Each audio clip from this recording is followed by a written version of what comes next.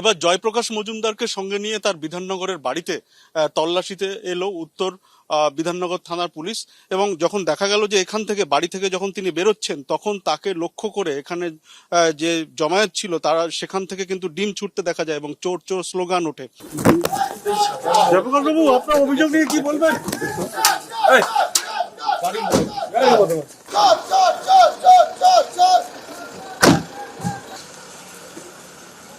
যেমনটা খবর যে বিধাননগর উত্তর থানার পুলিশ প্রথমে তাকে যখন গ্রেপ্তার করে, তারপর জিজ্ঞাসাবাদে এই যে বাড়িতে যে জবরদখল করা বাড়ির সংক্রান্ত যে অভিযোগ, সেই অভিযোগের ভিত্তিতে তারা কিন্তু তদন্তে নামেন এবং তারপর তার যে কার্যালয় রয়েছে যেখানে জবরদখলের অভিযোগ, সেই জায়গার চাবি খুঁজতে চান এবং সেখানে ঢুকতে চান, কিন্তু সেই চাবি পাওয়া যায়নি। এবং তারপর আমরা যেমনটা দেখতে পেলাম যে এদিন তার বাড়িতে, অর্থাৎ এই 113 এই বাড়িতে কিন্তু বিধাননগর উত্তর থানার পুলিশ আসে এবং প্রায় ঘন্টাখানেক তারা কিন্তু এখানে তল্লাশি অভিযান চালায়। এবং তারপর এই বাড়ি থেকে যখন বেরোনোর পরিস্থিতি তৈরি হয়, যখন এখান থেকে জয়প্রকাশ মজুমদারকে নিয়ে বের করছে পুলিশের আধিকারিকরা, তখন তাকে লক্ষ্য করে এখানে জমায়েত হওয়া যে জনগণ ছিল তারা কিন্তু তাকে লক্ষ্য করে ডিম ছোড়ে এবং চোর চোর স্লোগান ওঠে।